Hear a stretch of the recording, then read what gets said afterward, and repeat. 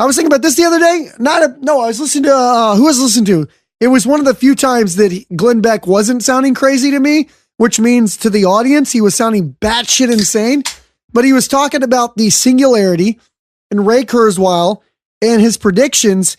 And basically, imagine Imagine when... I'm not familiar with Ray Kurzweil. Ray Kurzweil is like a futurist, and he's like an author and a documentary guy. But he's basically the guy that is like... I think he invented the Casio keyboard. No bullshit. I think this is like one of the first things he ever did. All right. What's his name again? Ray Kurzweil. With a K? Kurzweil. And I think he invented the Casio keyboard. We'll find out in a second because I know you're Googling it. But Ray Kurzweil is a futurist.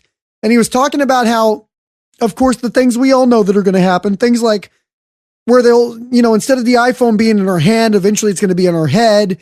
And that's really going to change the concept of learning in schools because you'll be able to, because you're essentially fused with an iPhone in your brain, you'll be able to learn things faster. It'll be the Matrix. Well, and also at some point though, robots will become self-aware. We know that's going to happen. They are working on some pretty amazing things. Dude, I'm not even shitting you. I listened to some guy Rogan had on a couple weeks back. It wasn't Eddie Bravo, was it? No, I don't listen to any of the fighters. I don't. If they sound like a fighter, I don't listen to it. Eddie Bravo is the worst because he's a fighter who wants to sound smart. That's not whatever. I mean, Eddie's not bad. Like with Alex Jones, he wasn't horrible. Yeah, but he's definitely the weak link out of the three for speakers. He's definitely the weak link. Go ahead. I'm sorry. Oh fuck. Anyway, yeah, some guy was talking about it, and he's like, they got on that fucking Matrix shit where, virtual reality is moving so fast, and chips in your brain, and under like paraplegics or not paraplegics, but like people who are vegetables, for lack of better words. We can now drill into your brain, hook up some anodes, and you can type on a keyboard if your brain's still alive. Your body, your body can be completely dead. Like ventilators, this and that, you are dead if it weren't for technology. And now we can drill in your brain, you can type on a keyboard and search the internet. Wow. Well, that's what this was talking about, with shit like that. So anyway, the guy Rogan was talking about, he was talking about that Matrix shit, and then they both dive down that rabbit hole of more than likely this is a simulation where we're all living in. We are the Sims to a much higher computer. Well, that's why I don't, I'm going to be honest with you, I don't take a lot of shit as serious as I should, because it's still all, something about it, I can't put it into words, something about life seems fake to me. It doesn't seem 100% real. So I don't really take things 100% seriously, because it's just like, it seems like a video game or something. But I guess that would make sense with what they were saying. But what they were saying is, like, imagine this. What Glenn Beck was talking about Ray Kurzweil. Imagine when the robots become self-aware, and then they can basically, because they'll have a self-preservation instinct like we will. Is that also called the Singularity? I think that's what you called it. The Singularity is the time when technology advances faster than we advance it. So technology basically starts replicating itself. Okay, yeah. I was thinking that's when the envelope of a black hole. No. The Singularity is where the dominoes, like that rate of that's speeding up, that rate of technology that's speeding up. When the computers start to learn and grow faster and self-replicate and shit. Yeah, that's when it goes hyperspeed, right? That's when it's just fucking all over. Like So that's the Singularity. Is that point where it's all things about can develop processing. without us. And so anyway, but what Glenn Beck was talking about is, like, if you are able to access the internet and all of human art and all of human books and movies and things like that, the robots would see things like The Matrix and Terminator, and they would see clearly that they'd be able to tell based on our culture that we would view them as a threat. And because robots would have a self-preservation instinct, they would murder all of us. And they'd see, exactly. Yeah. And it wouldn't just be because, like, it'd be the Terminator. It'd be the Matrix. Yes. Because basically they would watch Terminator. They look at those as blueprints and learn from the mistakes made in the films. Yeah. They'd go, oh, clearly this group of people is going to have a problem with our development. Well, and at some point they're going to try to eliminate us. We need to fucking take care of them before they take instantly. care of us. Turn them into batteries, whatever. I mean, because the thing is, because it's unlimited computing power, it'd be a super brain. It can predict futures that human minds probably haven't thought of yet at some point. Self-driving cars are already, this is what people don't realize about them, they're already programmed to kill the driver if they need to. So i.e. an example that I was watching, I think it was on 60 Minutes or something, if the self-driving car... Not kill it. It's not like a saw blade comes out of the steering wheel and just like, nope, you're done. No, but if it's like, let's say for some reason, a crowd of school children run in front of a car, right? Yeah. Crash into a tree. To fucking, ram you into a brick wall and take you out.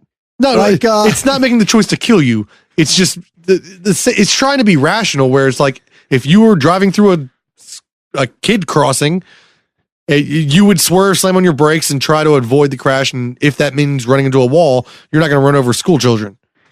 No, but I think humans have more of a self-preservation. I think I would, before I killed myself, I'd probably shave a 4-year-old.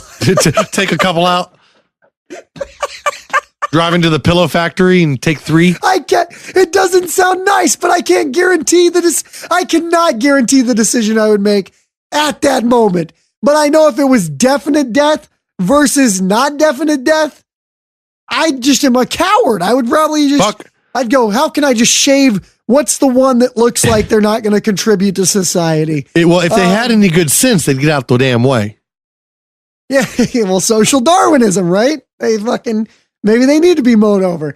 But basically the thing though that blew my mind, because it does weigh, like you said, because it's a computer, so it doesn't involve emotion and thought. It just goes 30 lives versus 1.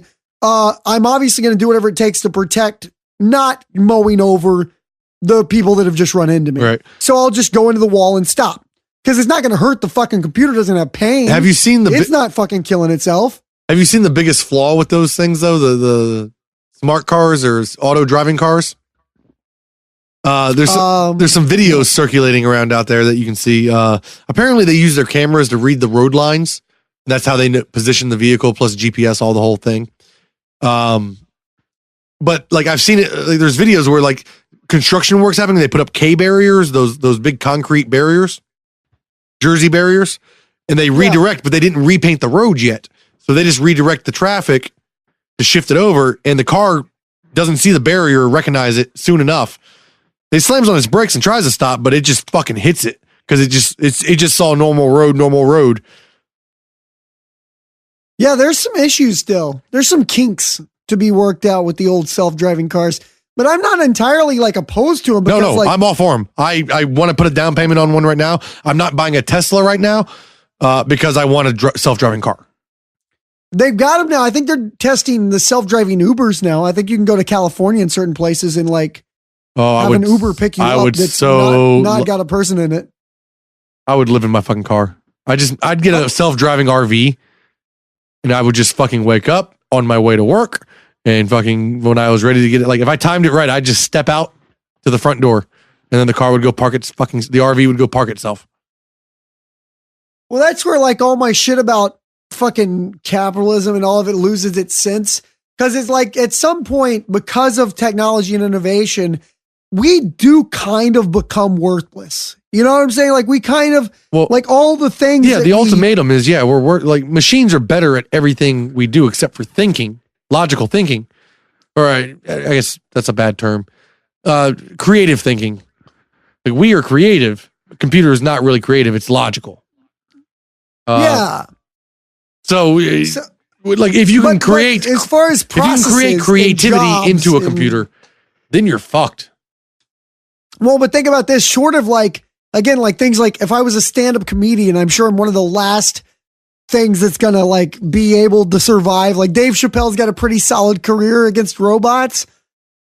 Robots might be like, well, we can't do that, so we need Dave Chappelle's to come make us as robots. I don't know, dude.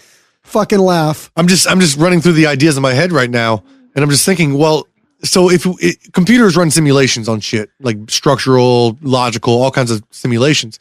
So if you had a computer that you programmed enough information into, and it randomly just picked 3 things at any given time, ran it through that algorithm, did a simulation, decided that that's not the answer, and it could process that fast enough where a computer could, be creative as far as any sense of it, like as a human would Well, sense. I don't think. Here's why I don't think It I could don't think write a comedy, it computer could write ever books, Understand? it could write everything just by trial and error against an algorithm or against a simulation.